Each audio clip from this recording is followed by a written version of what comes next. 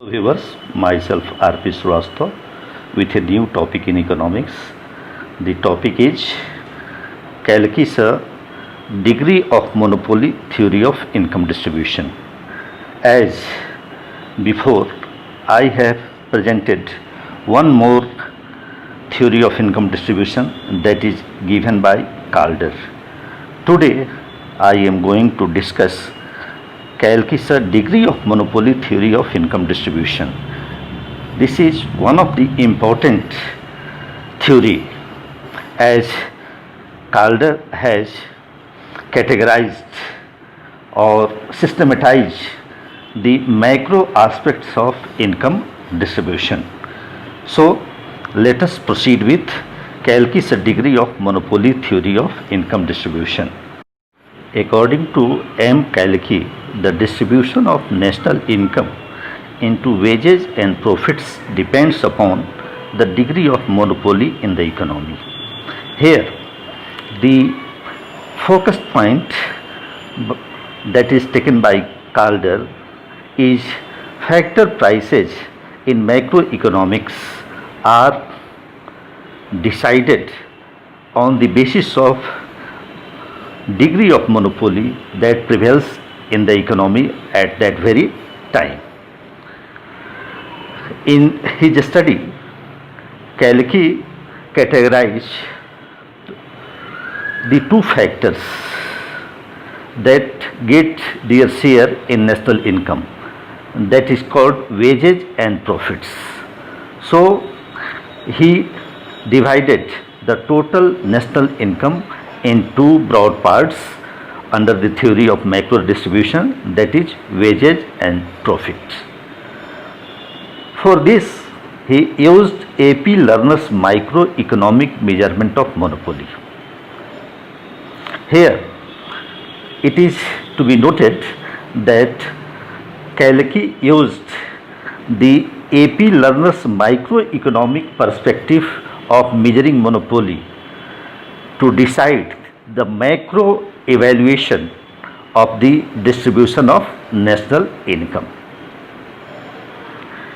As average revenue and marginal cost, the difference between two divided by average revenue is the value of degree of monopoly as the equation given by Professor A.P. Lerner.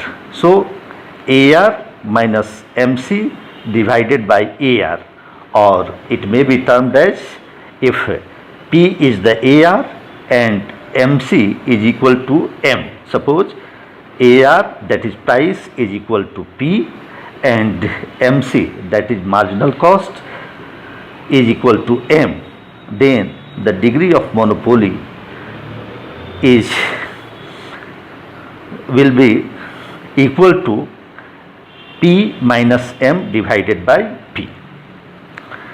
Here, marginal cost MC barabar M includes cost of labor and raw materials per unit of output, and cost of labor includes wages of only manual labor. Here, this is an important point in this distribution theory, that wages includes the payment that goes to laborers, manual laborers, and expenditure on raw materials per unit of output. And the value, the income that goes to salaried or white collar workers are included in the income of capitalist class. Thus, P minus M indicates profits per unit of output and include entrepreneurial profits inclusive of dividends and aggregate overhead costs, that is interest, depreciation and sales. Having all this, we can say that two parts, that is national income, in which national income is divided, that is wages and profits. Wages includes payment that goes to manual laborers and expenditure on raw materials, while profits includes all other things. So P minus M, here P is the price, and if we subtract marginal cost, we find the value of total profit or profit that includes interest, depreciation, aggregate dividends and salaries of the white collar workers. Kalki's degree of monopoly theory of income distribution is based upon some assumptions, and the assumptions are: the first, the firm produces below maximum capacity, that is always there have excess capacity. Second,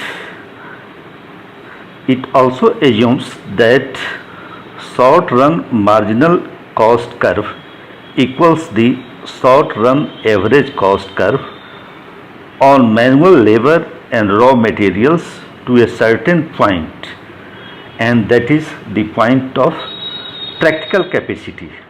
So Kalki talks about that there always lie the excess capacity in the market, by where firm having the excess capacity than that capacity on which it generally produces.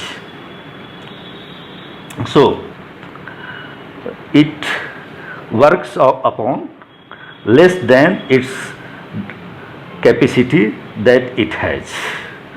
In other terms, in the real world, an enterprise is seldom employed beyond the practical capacity, a fact which is therefore a demonstration of general market imperfection and widespread monopolies and oligopolies. As there is the tendency of monopoly and oligopolies in the market in general parlance, this is explained by Kalki that this becomes possible that firm having maximum capacity or excess capacity and it produces less than that of their capacity it has. In next two slides, I will try to explain Kalki's degree of monopoly theory of income distribution through mathematical formulation that will use some well-known terms used through its symbols. Here, on the basis of assumptions, learners measure of degree of monopoly. A single firm is denoted by mu, and mu is equal to P minus M divided by P. That is, degree of monopoly represented by mu is the ratio of price minus marginal cost divided by price. As assumed that marginal cost is equal to M and that is equal to average cost, that is A, we can write that mu is equal to P minus A divided by A, or P mu is equal to P minus A.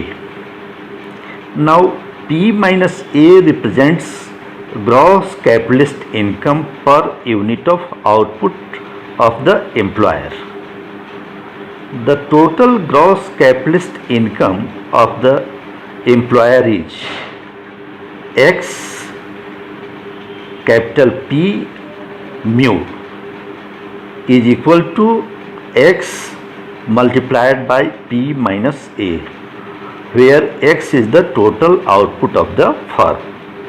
So XP mu is equal to X into P minus A where X is the total output of the firm. The gross capitalist income of all the firm in the economy is sigma xp mu is equal to sigma xp minus A. Here sigma xp is the total value of the output of all the goods produced and sold in the economy, or aggregate turnover, that is T of the economy. T is made up of the value of gross national product plus the value of raw materials produced and sold. Now, sigma xp mu divided by T is equal to sigma x multiplied by P minus A divided by T, or sigma p mu divided by sigma xp is equal to sigma x multiplied by P minus A divided by T. Sigma xp mu or sigma xp is the expression for the weighted average of the micro degrees of monopoly mu, or it is the micro degree of monopoly mu bar. Here we differentiate in between micro degrees of monopoly by denoting its through sigma, while macro degree of monopoly denoted by mu bar. So mu bar is equal to sigma x into P minus A divided by T, that is gross capital income divided by aggregate turnover.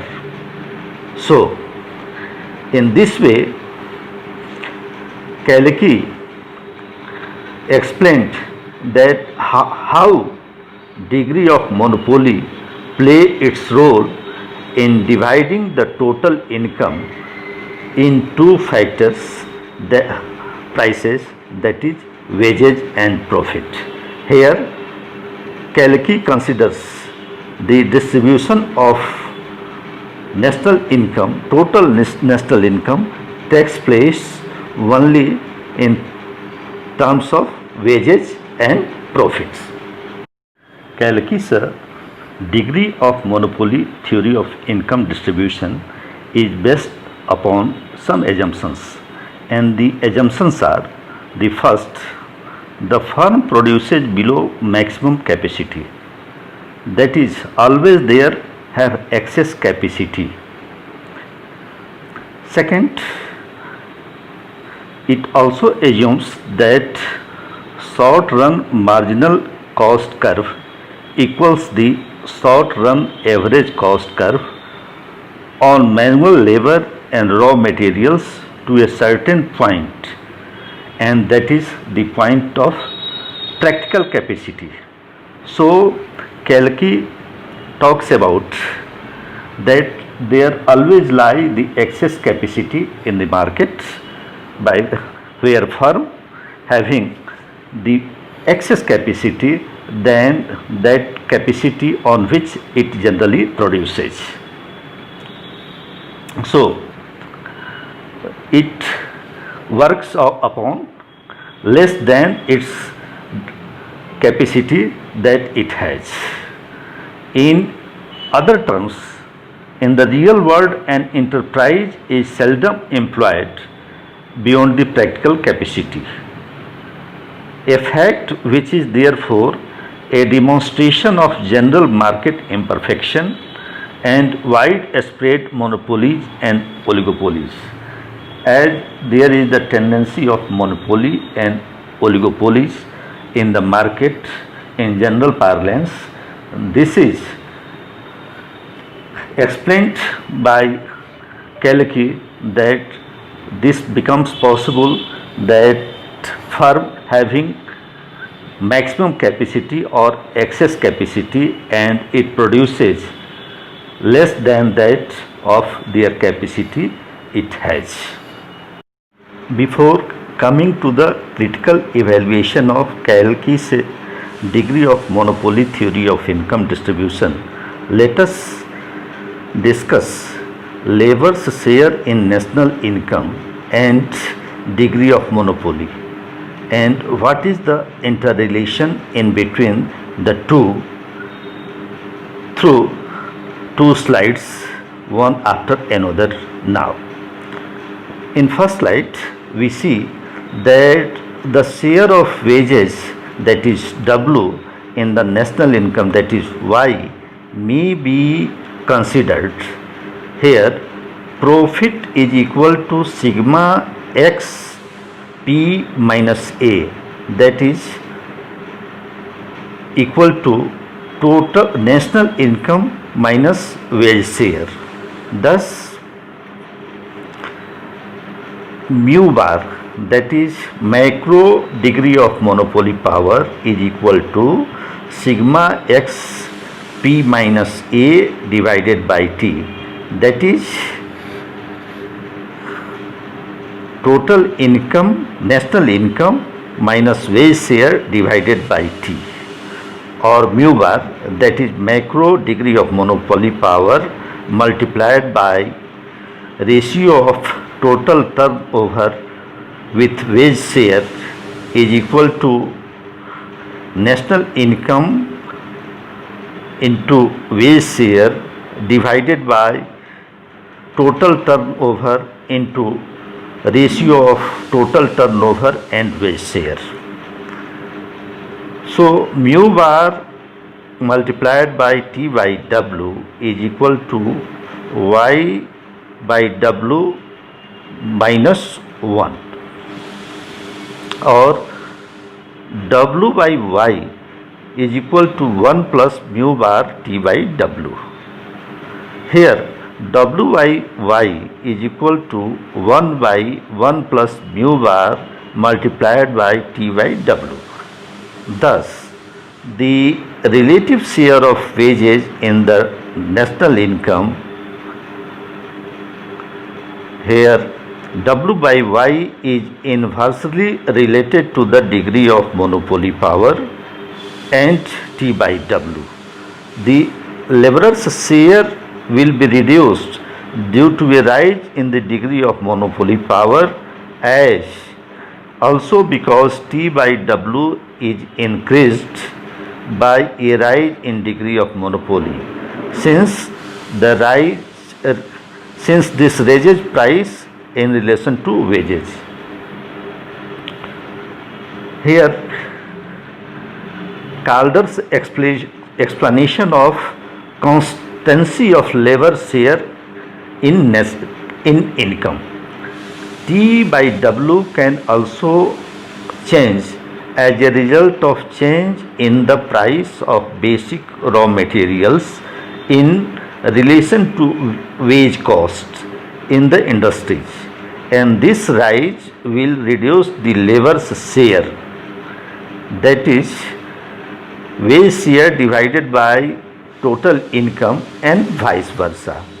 Thus, a rise in the degree of monopoly as well as a rise in the prices of basic raw materials in relation to wage cost will cause a fall in the share of labor in the national income.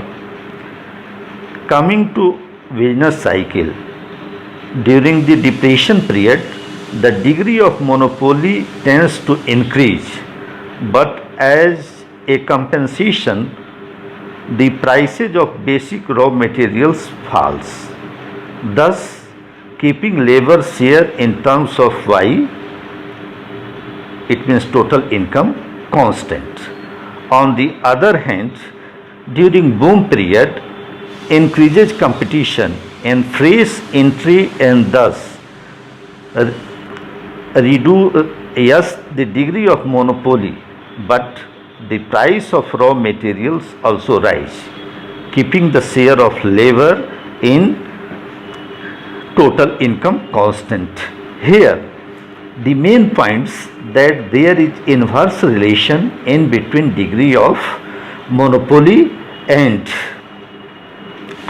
degree of monopoly and the share of profit, share of wages, sorry. There is the inverse relation in between share of wages and degree of monopoly power, while there, if there is increase in degree of monopoly power, the share of profit increases.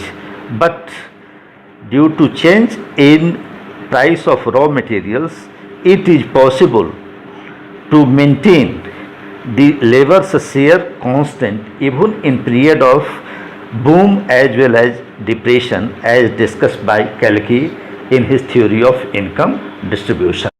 In this slide, I will discuss critique of the degree of monopoly theory of distribution. Firstly, Kalki brings out the important point that the growth of monopolies increases profits and consequently reduces the share of wages in the total income. Secondly, perfect competition would look after their legitimate share. But he forgets that profits are also due to entrepreneurial efficiency and their innovative capacity, their basic function of uncertainty bearing. Next, moreover, it is not necessary that monopolistic firms charge maximum profits. Again, the workers do also unite and may exercise some degree of countervailing monopoly power. And lastly, inclusion of only manual labor under worker is also a very narrow view of this class. Having these points against this degree of monopoly theory of income distribution given by Kalki, it's having its own limitation, but to a certain extent this theory makes itself able to show that degree of monopoly prevailing in the market having its say in deciding the share of total income in two factors, that is labor and entrepreneur, or it may be said that income is divided in between wages and profits as according to the monopoly or degree of monopoly prevailing at that very time.